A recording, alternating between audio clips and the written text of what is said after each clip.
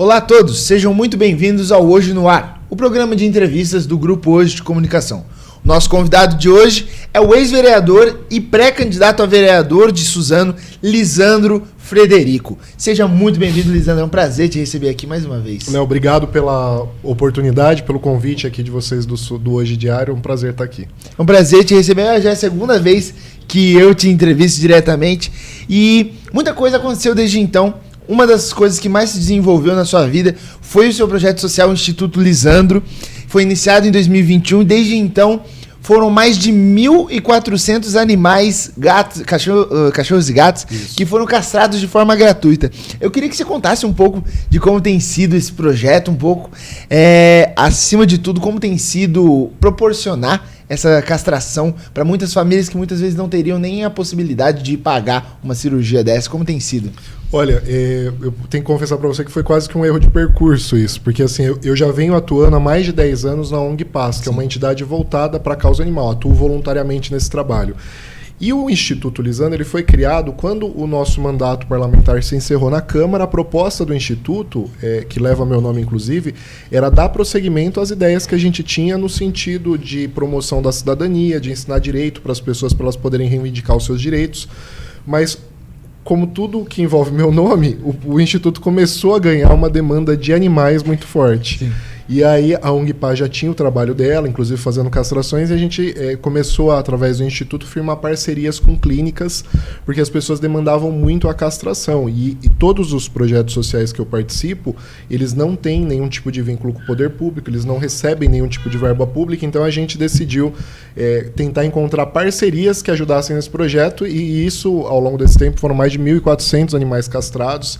E lembrando que cada animal, né, se a gente coloca eles, eu costumo brincar, falar, se a gente coloca um casal de cachorro dentro de uma sala, fecha a porta e volta depois de um ano, a gente está falando de uma prospecção de mais de 100 descendentes que eles conseguem ter capacidade de criar. Então, quando você pensa em 1.400, a gente consegue ter uma ideia do quanto de animais a gente deixou, impediu que nascessem em Suzano, impediu, consequentemente, o abandono, os maus tratos. Então, é um projeto que a gente acredita muito e quer continuar. E daí, Lisandro, como é possível, por exemplo, as pessoas se inscreverem para eventos futuros de castração? Como as pessoas podem ajudar lá, inclusive se voluntariando? Como é possível fazer parte do Instituto? Assim, o Instituto Lisandro ele tem muito foco na tecnologia, porque a gente começou desde o início do projeto a encontrar dificuldade de atender a demanda alta que a gente tinha de pessoas que procuravam a gente, então a gente começou a optar por opções tecnológicas como o chatbot. Eu estou explicando isso porque tem gente que reclama, porque manda mensagem no chatbot e não quer conversar com um robô. Só que eu preciso que as pessoas entendam também que a gente não tem condições financeiras de pagar uma série de pessoas para ficar atendendo todo mundo, né? São poucas as pessoas que voluntariam. Então o caminho hoje ele é totalmente tecnológico. Entra no site do Instituto, faz o cadastro ou através do WhatsApp. A pessoa vai fazer todo um passo a passo dentro do WhatsApp para poder fazer o cadastro dela e no final, quando tiver com as taxas pagas, tudo tiver certinho, aí ela cai num atendimento humano, que é uma voluntária que só vai fazer a ponte com a clínica para direcionar o animal para castração. E daí, a partir disso, já e quem castra o animal é um veterinário humano. Exatamente. Também. Não é um robô, ufa. Não, e além desse, você falou um pouco sobre o projeto de ensinar direito, de ensinar cidadania para as pessoas. Quais são alguns desses projetos desenvolvidos pelo Instituto? Então, esses projetos eles acabaram não ganhando o destaque que merecia, muito embora eles existam. Então, por exemplo, dentro da Câmara Municipal de Vereadores, eu recebi uma demanda muito frequente lá dentro, que era das pessoas levarem currículos ou pedirem para a gente produzir currículo para um vereador. Só que essa não é a função do vereador. Muito embora, às vezes, esse público seja usado para se transformar em voto, e o que eu achava um pouco de oportunismo. Então, no Instituto, a gente criou um caminho para as pessoas poderem produzir. A gente fez parcerias com a agência de emprego para que a gente, como Instituto, né, como entidade social, fizesse um encaminhamento para as pessoas, para elas não precisarem criar esse vínculo com a política em troca de uma necessidade, né, tão orgânica dela. E aí isso ajudou bastante. A gente teve advogados dentro do Instituto também que deram suporte e orientações jurídicas, fizemos uma parceria com a Faculdade de Suzano para dar suporte para as demandas que as pessoas trazem para a gente, são algumas das alternativas. Mas a proposta principal, Léo, foi que essa experiência que eu passei no mandato, eu entrei em 2016 como vereador em Suzano, eu votava nulo até 2014. Né? Eu não acreditava, eu era quase um anarquista. Se você vê minha história com os ex-prefeitos da cidade, eu mantinha contato com os ex-prefeitos porque eu tinha uma entidade de defesa dos animais e eu precisava reivindicar direito dos animais, mas sempre foi muito conflituosa, porque a gente cobrava, e eu acredito que esse é o papel das entidades do terceiro setor. Como elas fazem aquilo que o governo não faz, elas precisam cobrar políticas públicas também.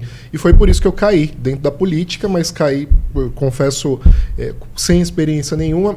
E o direito, foi a faculdade que eu procurei logo após assumir o mandato, o direito me trouxe muito esclarecimento de como funciona o sistema público, das ferramentas que a gente tem hoje, né, que a sociedade tem, mandado de segurança, por exemplo, que são soluções que elas podem dar para problemas que elas mesmas enfrentam com o poder público.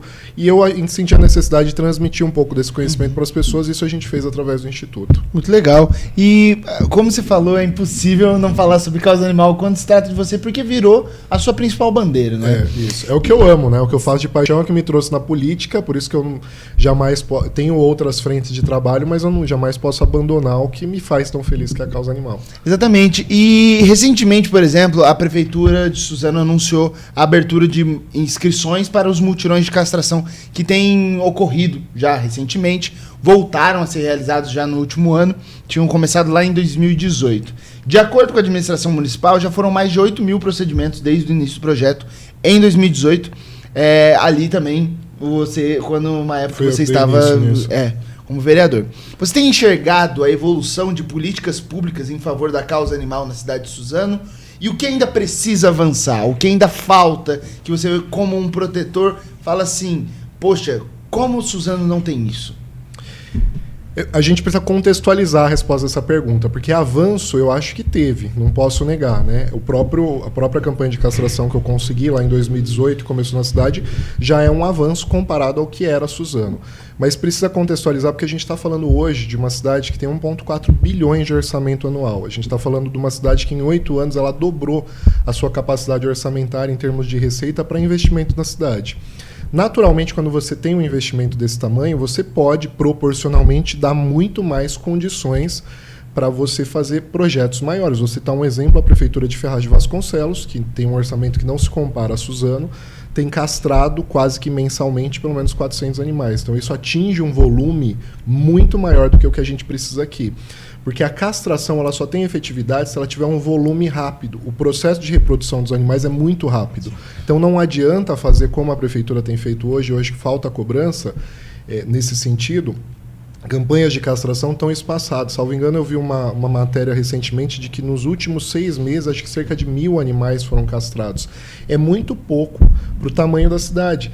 Quando a gente olha para os números que eu consegui no Instituto, né, sem dinheiro público, sem nenhum tipo de investimento ou apoio do poder público, a gente conseguiu, com uma velocidade, fazer um projeto independente. Então, olha para a Prefeitura, que tem funcionários, tem equipe técnica, tem orçamento, tem condições dos próprios vereadores encaminharem recursos. A gente não pode esquecer que essas campanhas de castração começaram lá em 2018, quando eu coloquei os recursos que eu tinha no mandato para fazer a campanha, recursos esses que, pelo que eu soube, até ano passado estava sendo usado, inclusive o que eu deixei, né?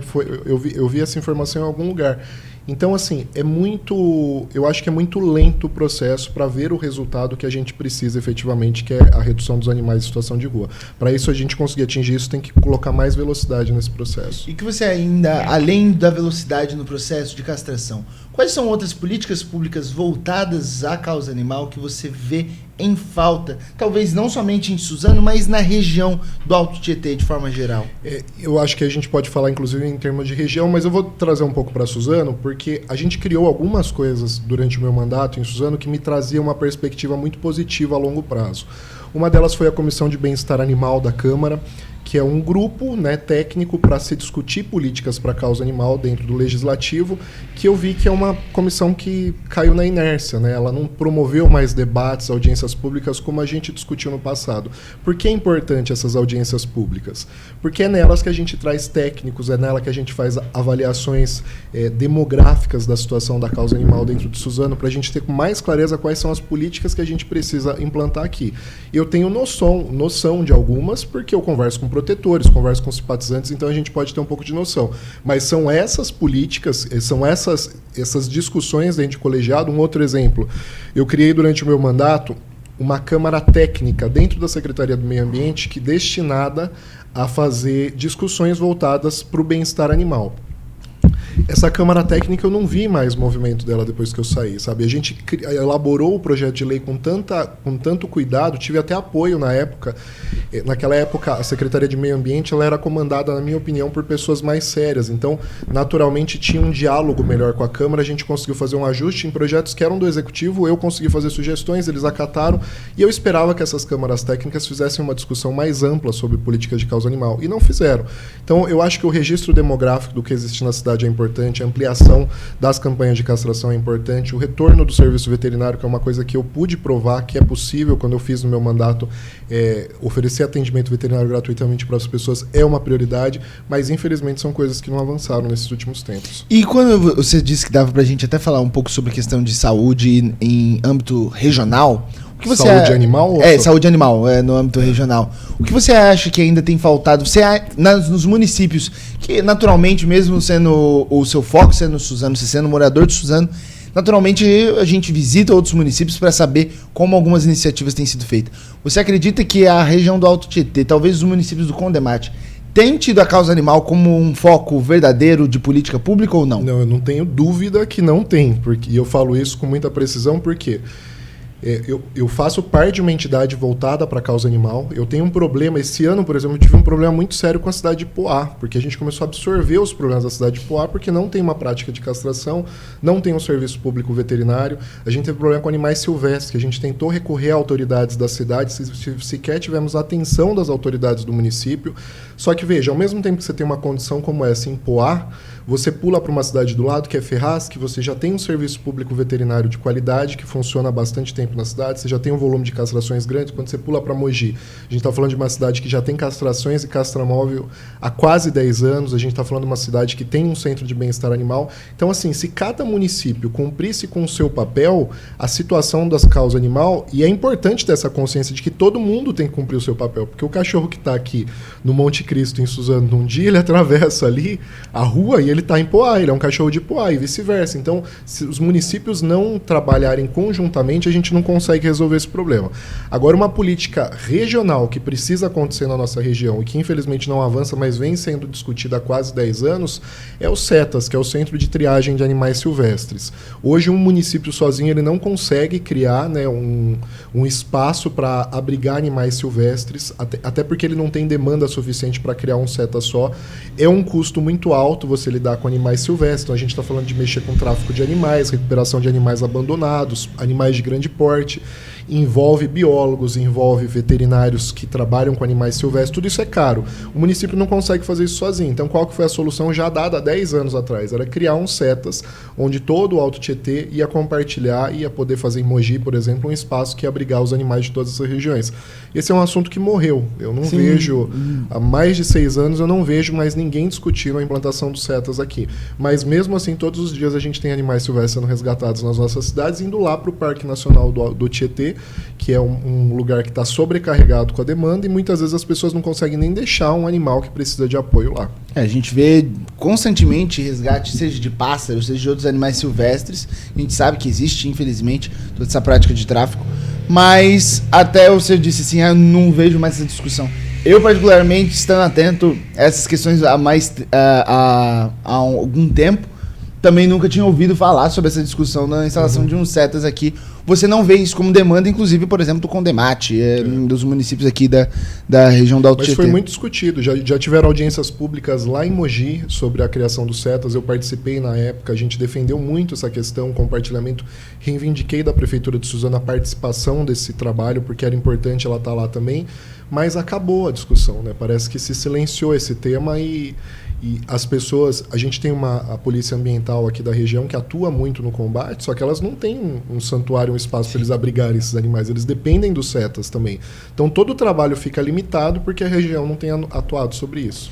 E, Lisandro, a Prefeitura de Suzano anunciou, tem feito as obras do Centro de Bem-Estar Animal, que vai ser localizado numa parte interna ali do Parque Max Pfeffer.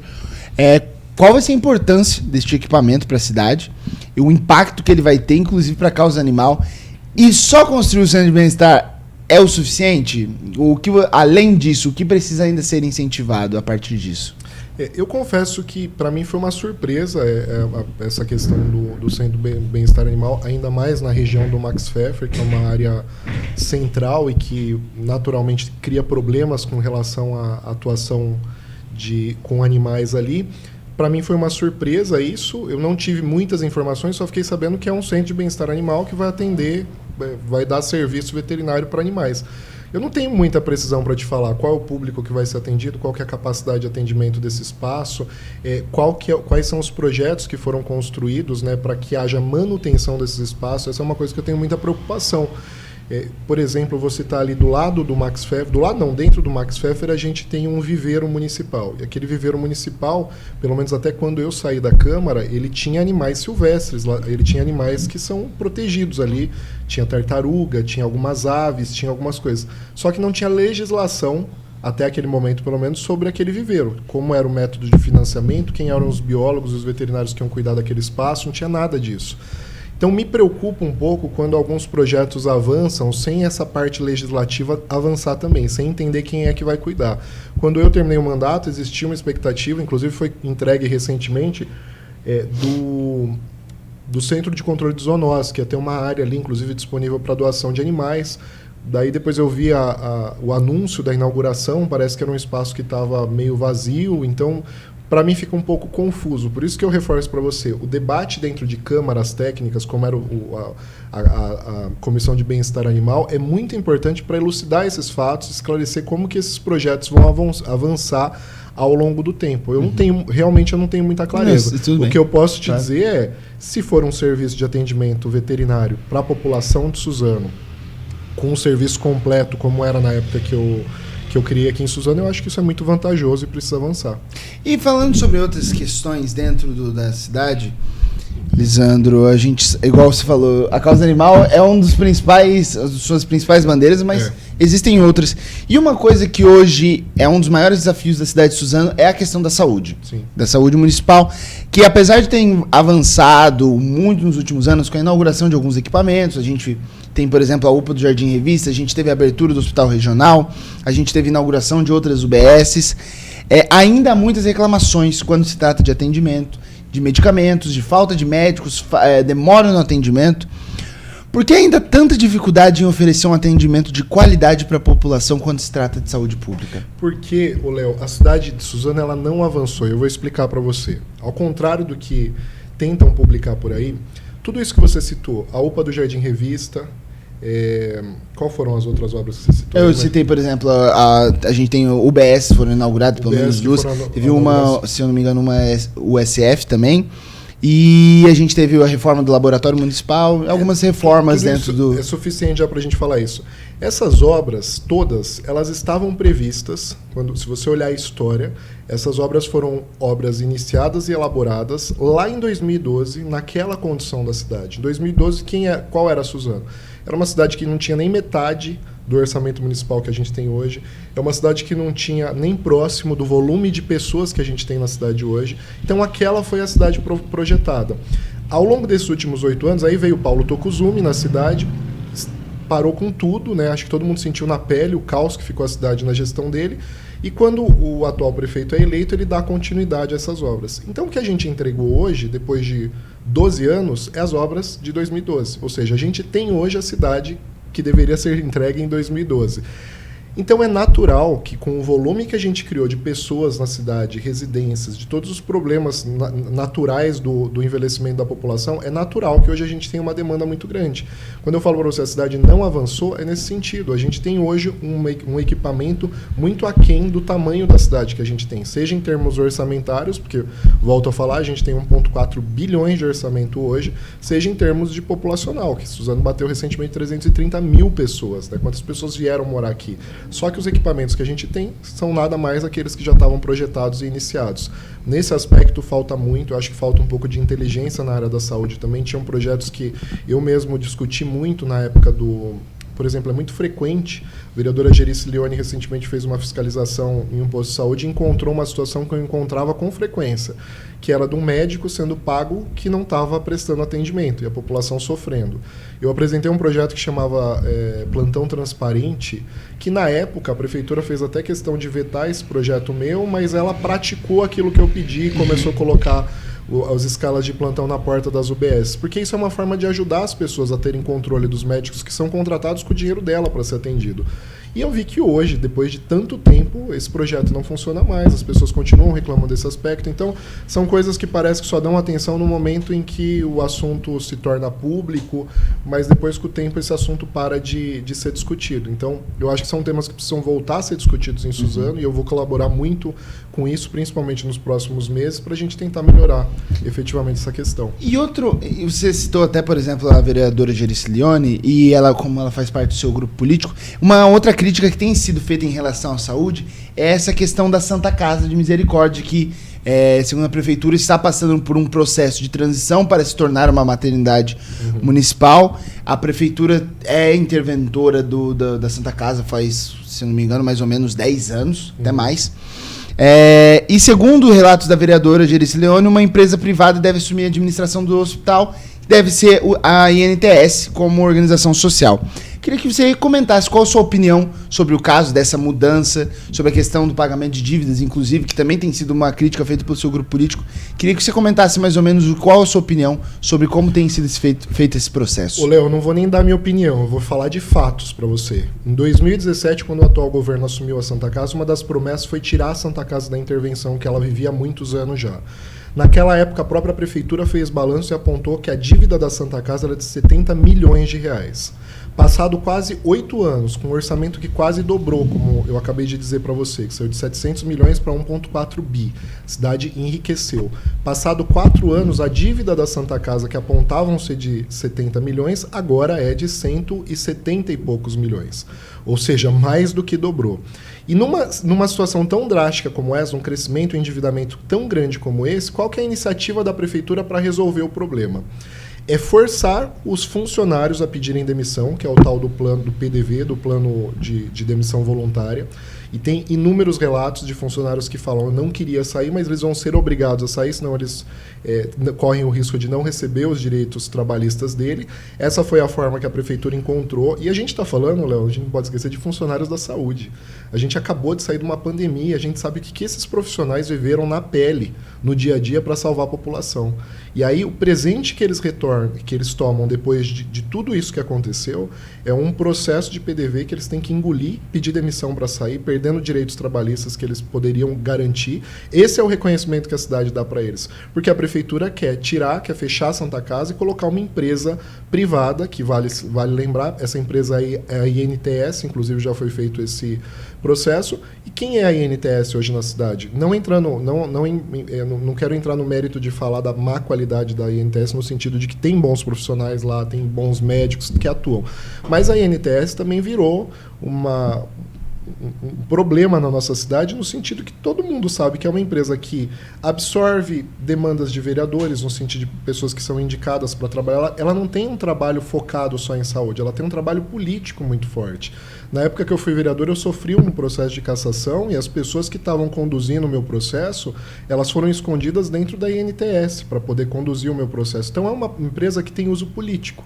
E o que a gente está fazendo agora é a gente está dando, né, para a Prefeitura de Suzano, mais especificamente para o governante atual, condições dele manipular ainda mais todo esse sistema que existe em Suzano. Eu acho péssimo o que estão fazendo com a Santa Casa, eu acho que o melhor caminho seria manter a Santa Casa do jeito que está, mas com um trabalho com muita capacidade técnica, inteligência, estudo, transparência, tentar buscar quitar essa dívida. Para mim não faz sentido uma cidade de 1,4 bilhões de orçamento estar com uma dívida que só cresce cada dia mais, sendo que é o único hospital que a gente está na cidade. Se a gente tivesse uma grande estrutura, tudo bem, né, gastando com isso, mas a gente só tem um hospital e não está conseguindo dar conta disso. Exatamente. E, de certa forma, se tudo desse errado, seria fechar o único hospital da cidade. Isso não tem condições ainda numa cidade que tem tanta demanda de saúde e hoje é uma população muito grande, né?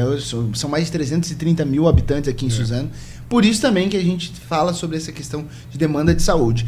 E, naturalmente, quando a gente tem uma população crescendo, a gente também tem uma outra demanda que é de segurança.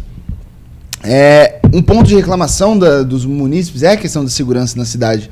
E, por exemplo, neste ano já foram registrados 697 furtos, além de 31 roubos apenas nos 3 primeiros meses do ano. Na sua opinião, Suzano tem sofrido com uma sensação de insegurança? Esses números que você falou, é importante a gente fazer o comparativo com os anos anteriores. Eu confesso que eu não sei de cabeça os números dos anos anteriores para dizer se cresceu ou se diminuiu.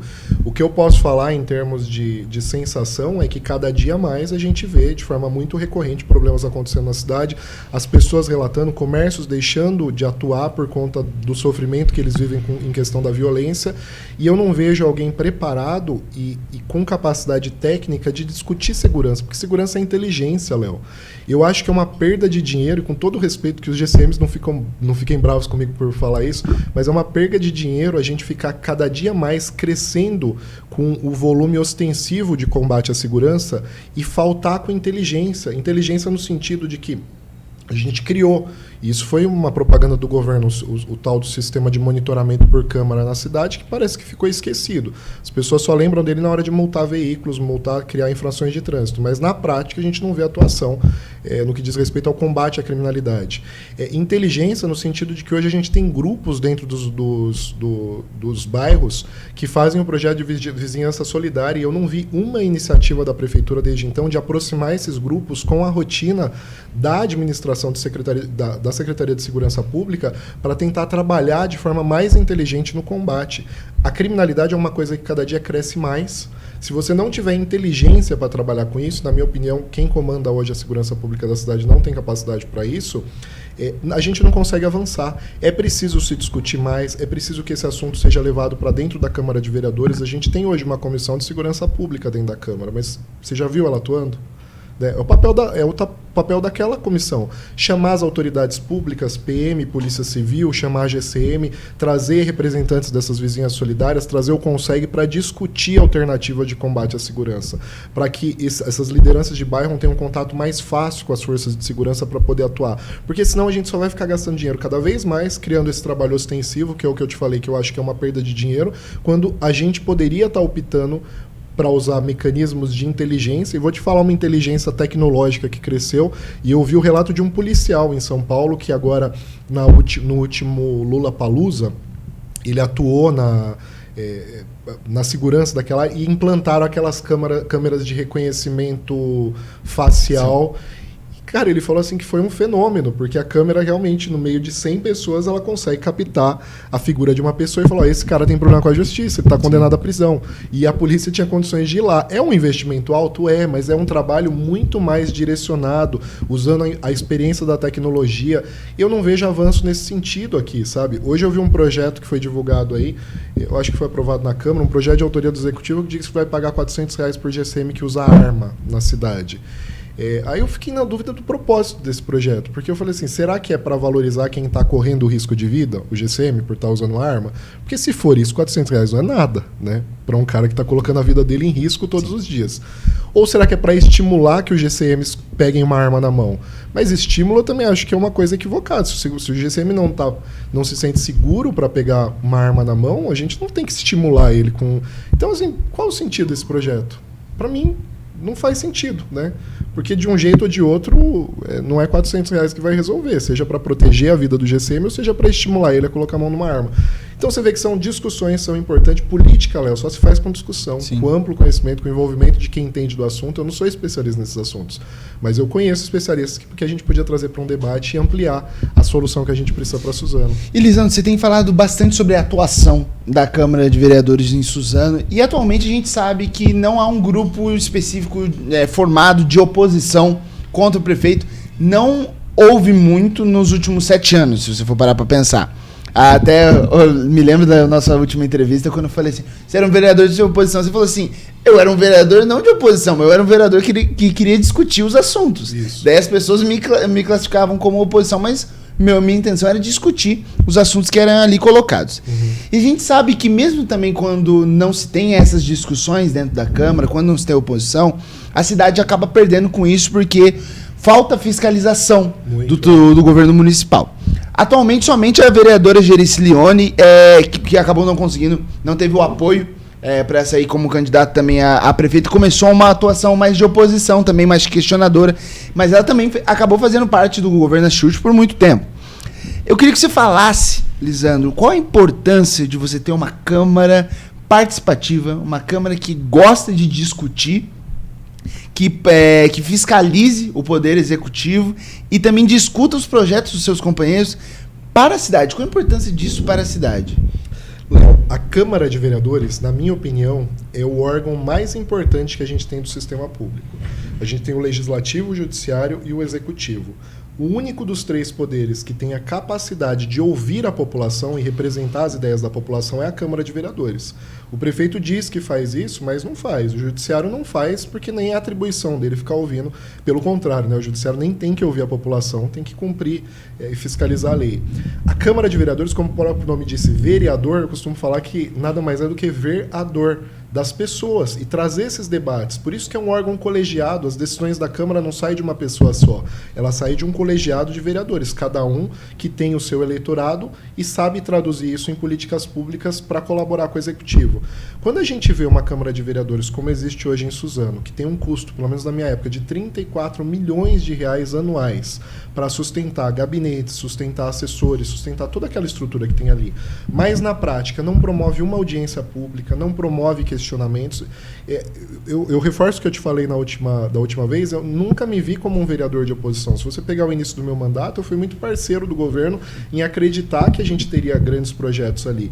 Mas o problema é que eu nunca me senti confortável em ser intimidado pelos problemas do governo, no sentido de quererem me atrapalhar minha rotina, colocar a máquina pública para trabalhar em cima de mim, porque eu tinha vontade de discutir os problemas. Então eu nunca fui oposição, eu só divergia. Mais de 70% dos projetos do Executivo que foram para a Câmara eu aprovei, mas 30% deles é aumento de IPTU. Não concordo. E eu me apresentava assim, não concordo, e promovia o debate, e isso desgastava o governo, e o governo entende que você é um vereador de oposição. A Câmara, as pessoas precisam entender que ela é a casa do povo, ela é a casa que representa as vontades da população. O vereador, ele nada mais é do que o representante da vontade do povo. Para mim, não faz sentido um vereador subir na tribuna, como acontece hoje, e ficar batendo palma para o prefeito, falando, só vem aqui para parabenizar o prefeito pelo que ele fez, porque ele não está sendo pago para isso, ele está sendo pago para representar a população. Se a cidade estivesse interessada em ficar parabenizando o prefeito, que não é a minha visão hoje, eu não vejo isso na cidade, aí tudo bem, faria sentido. Mas a gente paga, né, sai do dinheiro do contribuinte mais de 34 milhões de reais anuais para pagar por pessoas que defendam os interesses das pessoas. E defender esses interesses envolve discussões que eu acho importantes na cidade, mas que ninguém faz. A gente está tendo uma destruição nas árvores do centro da cidade. Eu não vejo um parlamentar discutindo esse assunto. A gente está tendo um problema na APA do Tietê gravíssimo em termos de meio ambiente ali, que é irreversível. Depois de destruído, não tem como voltar atrás. Eu não vi um vereador levantar a discussão acerca desse assunto. A gente teve recentemente um aumento abusivo de mais do que o dobro salarial dos próprios vereadores, prefeito e vice-prefeito. Eu não vi, aliás, eu vi, com exceção da Gerice Lione, foi a única que levantou a lebre para falar isso não é o momento. Querem aumentar de salário? Pode aumentar, mas esse é o momento para se fazer isso? Não era o momento. Então são discussões importantes que afetam a rotina das pessoas, mas que não são debatidas pela casa que representa as pessoas. Por isso que existe um incômodo meu muito grande. E Lisandro, quando vereador, a gente destacou que você teve essa postura combativa de questionar, porque, igual você falou, esse é o papel do vereador. Eu queria que você, independente de quem estivesse no poder, você teria essa mesma postura? Porque a gente sabe que hoje, essa é uma pergunta que muitas pessoas gostam de saber, porque a gente sabe hoje que você está dentro do grupo político, a sua pré-candidata à prefeita de Suzano é a vereadora Gerice Lione, mas mesmo que fosse a vereadora, no caso seria como prefeita, você teria essa mesma postura questionadora, uma postura de contestar caso você discordasse das posições colocadas pelo governo executivo? Não tenha dúvida de que a minha postura seria a mesma. Tanto e eu acho que um belo exemplo disso, eu e a Gerice Lione, enquanto ela era vereadora do PL e durante o meu mandato, a gente teve enfrentamentos grandes ali dentro da Câmara. Eu e ela, a gente se confrontava. porque ela tinha uma relação com o governo, eu tinha outro tipo de relação com o governo e a gente fazia enfrentamentos, mas nunca acabou o respeito entre a gente e, pelo contrário, mesmo ela vendo tudo que eu fiz naquela época, ela ainda enxerga hoje como um grande potencial para estar dentro do mesmo grupo, mas é óbvio que existe esse risco. A questão de não existir um enfrentamento, acho que público e muito agressivo, como aconteceu comigo, e combativo como aconteceu comigo e com o atual governo quando eu fui vereador, está muito na relação do diálogo. Porque o governo de Suzano, quando eu fui vereador, eles nunca foram pegos de surpresa em nenhum dos assuntos que eu abordei. Eu sempre tentei levar internamente esses assuntos para discutir. O problema é que existe uma compreensão, que eu vejo que permanece até hoje, de que assim, manda quem pode e obedece quem tem juízo. E todo mundo tem que aceitar os projetos da maneira como eles são apresentados. Eu vejo, que eu converso com vereadores até hoje, que existe muito desconforto da Câmara com relação à postura do Executivo. Mas eles sabem que vão sofrer retaliação, às vezes tem cargo dentro do governo, vai perder carga, então não avança com esses assuntos, não quer enfrentar o debate. E essa é uma coisa que eu sinto já da Gerice hoje, porque a gente já está construindo uma campanha desde já. Existem pontos que a gente não concorda, mas existe diálogo. Vamos tentar encontrar um caminho aqui assim, assado, e a gente faz um caminho diferente. Eu acho que esse é o segredo da política. O bom político é o que tem habilidade para fazer esse tipo de coisa. Sim. Então eu tenho o compromisso de ser o mesmo, a ter a mesma postura, caso eleito vereador, mas eu tenho uma visão muito diferente, porque eu acho que o grupo que eu faço parte hoje tem uma possibilidade de diálogo muito maior do que aquele que eu tive que lidar durante o período que eu fui vereador. E dito isso, como você avalia a gestão do governo Axuxi nesses últimos 7 anos? Eu acho que eu já respondi uma pergunta hoje que está meio que engloba isso sim. Daí. Que é assim, houveram avanços, a gente vê uma cidade hoje em termos de pintura mais bonita, os prédios públicos estão mais conservados, você consegue ver isso, mas a gente não pode deixar de falar de que administrar uma cidade é um processo muito complicado, não é qualquer pessoa que pode estar à frente para administrar uma cidade. Muito complicado no sentido de que ano a ano a população aumenta, ano a ano o orçamento aumenta, e quando a gente começa a colocar esses números em xeque, e é os números que eu falei agora há pouco para você, o orçamento em 7 anos da cidade de Suzano mais do que dobrou, saiu de 700 milhões, foi para 1,4, mais de 1,4 bilhões de reais. A população da cidade de Suzano, nos últimos 12 anos, aí, pela avaliação que a gente fez, teve um crescimento astrondoso. Quais são as obras efetivamente que foram criadas na cidade, que modificam a vida das pessoas e são compatíveis com o momento que a cidade vive? Vou citar um exemplo aqui de uma coisa que eu tenho acompanhado e achei um absurdo. Quando eu fui candidato a vereador, eu fiz um enfrentamento muito grande na Câmara de Suzano, porque a gente teve uma contratação de empréstimo volumoso, que a gente ia levar anos para pagar, e a prefeitura alegou que ela estava pegando aqueles empréstimos, que ela estava comprando maquinário para garantir a pavimentação nas ruas da cidade. Eu abaixei minha cabeça e aceitei que a cidade queria comprar aqueles maquinários e gastou o maquinário que a gente não terminou de pagar. E agora, recentemente, eu entro no portal da Transparência e eu vejo que mais de 20 milhões de reais vão ser gastos esse ano para pavimentação das ruas, por empresas terceirizadas. Então, assim, as pessoas vão ficar felizes, porque o asfalto vai ser pavimentado. Mas quem está se aprofundando na política ao ponto de entender que a gente está pagando empréstimos de maquinário que a gente comprou há 4, 5 anos atrás, com compromisso de garantir a pavimentação da cidade, e agora a gente está gastando dinheiro com empresas terceiras porque o maquinário, se bobear, está parado em algum lugar. Esses cálculos que eu, que gosto de política e me aprofundo, faço e concluo que a gente não tem uma boa gestão municipal na cidade. Mas eu confesso que, para a população, isso não deve ser encarado dessa forma, porque a análise sempre é mais superficial. Sim, é porque o que acaba chegando à população é o famoso que muitos administradores falam, essa obra aqui não dá voto. E tem obra também que não tira, tem coisas que não tira voto. Mesmo que no fundo a gente possa, talvez, alguém possa descobrir que é algo que possa ser prejudicial à cidade.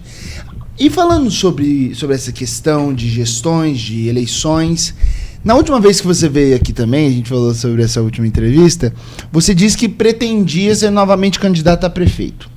Hoje você apoia a pré-candidatura da vereadora Gerice Leone, e você é pré-candidato a vereador.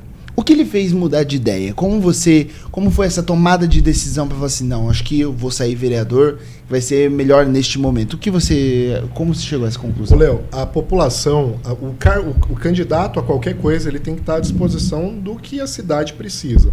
Eu fui candidato a prefeito em 2020, tive 8.157 votos. Para mim foi uma votação muito expressiva, considerando as condições que eu competi, porque eu era um candidato que não tinha partido, estava disputando uma disputa subjúdice, por meio do judiciário, a imprensa falando que eu não era candidato, meu partido dizendo que não me reconhecia como candidato, mas tive esse posicionamento. Tenho certeza que seria um posicionamento muito melhor se eu não tivesse enfrentado isso.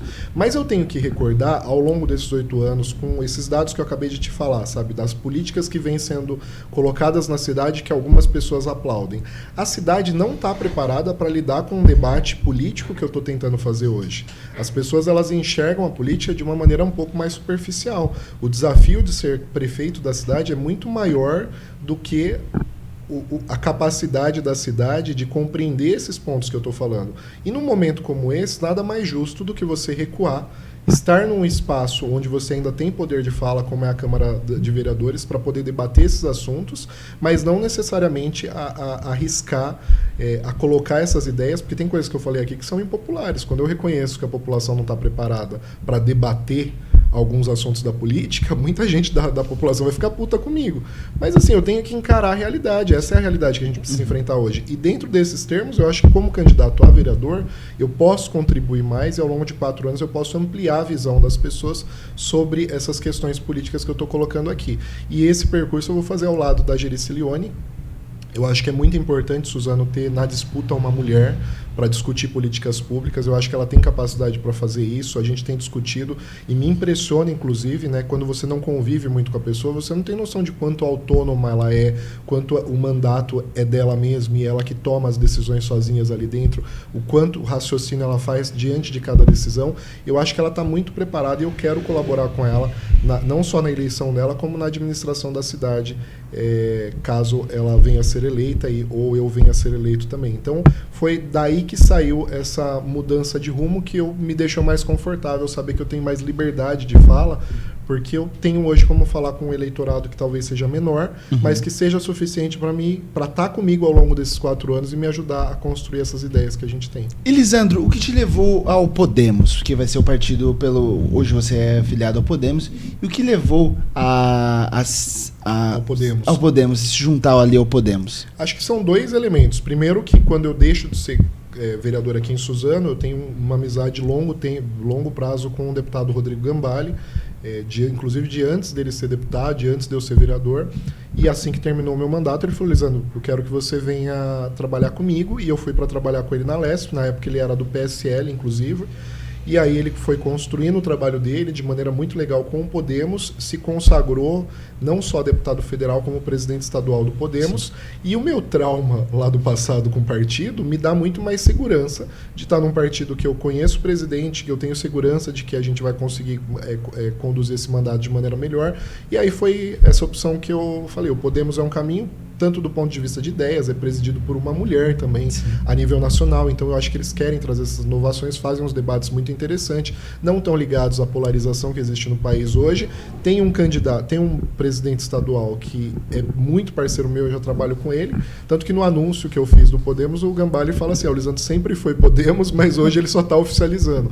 E é bem isso, eu estou muito confortável, né? Quase que eu fiz minha filiação, eu não senti a mudança, porque eu já estava meio que dentro do grupo, eu só oficializei mesmo a minha entrada no Podemos. Até você citou essa questão do trauma de 2020. Até algo que eu ia te perguntar, mas você já respondeu. Que tem essa segurança, né, para essas eleições em relação a concorrer às eleições, algo que você não tem medo de passar, o que você passou em 2020 de novo, né? Porque foi traumatizante, né? Eu aprendi na prática, por isso que eu falo que os 4 anos que eu tive de mandato inicial foi um presente que eu ganhei, assim, porque eu fui considerado de oposição, como você falou, eu sofri perseguição da máquina pública, eu passei por 4 processos de cassação. É muito sofrido? Mas foi um intensivo de aprendizado, né? Tipo assim, eu aprendi tudo em um mandato só. E para finalizar, a cereja do bolo, eu vou candidato a prefeito e um movimento muito obscuro me tira o partido, que hoje está com o governo, inclusive, me tira aquele partido e me dá mais um presente. Foi uma disputa judicial e com tudo isso, é triste, mas eu aprendi muito com isso. Sim. Então, naturalmente, agora, quando a gente vem para uma nova disputa, a gente está muito mais preparado para enfrentar todo esse debate, entender essas questões da composição partidária e entender que um partido como o Podemos é muito mais seguro para mim do que a oferta de qualquer outro partido, como aconteceu esse ano. E, Lisandro, quais são as suas expectativas para essas eleições? Olha, para mim é uma grande surpresa, Léo. Acho que nenhuma eleição pode ser. A gente acabou de viver um momento de muita polarização no Brasil, o que, ao meu ver, faz as pessoas compreenderem que, seja um presidente ou outro, o país vai continuar enfrentando dificuldades. A participação popular, ela é muito importante. Eu presumo que seja uma eleição menos polarizada, uma eleição onde eu gostaria que houvesse muito debate, muita discussão de propostas. E eu acho a única lamentação que eu tenho de não ser candidato a prefeito é que eu não vou poder estar nos debates dos prefeituráveis. Então, existem pontos que eu gostaria de discutir que eu provavelmente não vou conseguir discutir, pelo menos diretamente com os prefeituráveis, mas a Gerícia eu sei que está à altura para fazer isso também, e a gente vai estar junto. Eu tenho dúvidas se esse ambiente vai ser criado, né? Eu não sei se a imprensa vai fomentar os debates da maneira como a gente gostaria que fosse, que não fosse igual 2020, que foi muito limitado. Se tudo isso acontecer, eu tenho certeza que vai ser uma eleição onde as pessoas vão ter muito clareza de quem tem ou não capacidade de conduzir a cidade nos próximos anos. E, Lisandro, já caminhando para o final, além da causa animal, quais vão ser as suas principais bandeiras como pré-candidato a vereador de Suzano? Como eu falei, o vereador ele tem que estar lá à disposição da vontade do povo. Uma coisa que eu acho natural, não é que eu estou entrando com a cabeça de que eu quero fazer isso. É natural que eu tenho o meu desejo pela causa animal, eu tenho a minha paixão, é o que me faz feliz, eu tenho uma empatia muito grande pelas pessoas que sofrem na fila da saúde. Então, naturalmente, no último mandato eu acabei me envolvendo muito com questões de saúde, elaborando projetos nesse sentido, fazendo fiscalizações dentro dos postos, justamente por ter empatia com essas pessoas. Então, naturalmente, eu acho, pelo caos que é a saúde de Suzano hoje, eu acredito que seja um mandato que vai focar, mais uma vez, muito em causa animal, que é a minha bandeira e que as pessoas me demandam, e em saúde, que é a verdadeira dor da população de Suzano hoje, que com certeza vão me trazer, e a gente vai começar a trabalhar em cima disso. Lisandro, agradeço muito por esse bate-papo, agradeço muito por essa entrevista e eu abro esse espaço para você fazer suas considerações finais. Léo, obrigado pela oportunidade, sempre admirei a postura da imprensa, de vocês jornalistas, de trazer... Você costuma falar sempre que foi meu desejo ser jornalista um dia, mas a vida me levou por outros caminhos, mas eu acho que vocês têm um papel muito importante e têm a ferramenta na mão para poder transformar esse ano e levar para as pessoas propostas, ideias, candidatos, para que elas pensem de forma crítica e consigam escolher o melhor caminho para Suzano. Parabéns pelo trabalho de vocês, obrigado pela oportunidade de ser um candidato a vereador, mas pré-candidato a vereador, mas estar presente aqui junto com vocês hoje. Lisandro, o prazer é nosso de te receber, agradeço muito por esse bate-papo, agradeço por você compartilhar suas ideias, seus planos e projetos para Suzano, e agradeço também a você que nos acompanhou até o final dessa entrevista. O meu muito obrigado e até a próxima.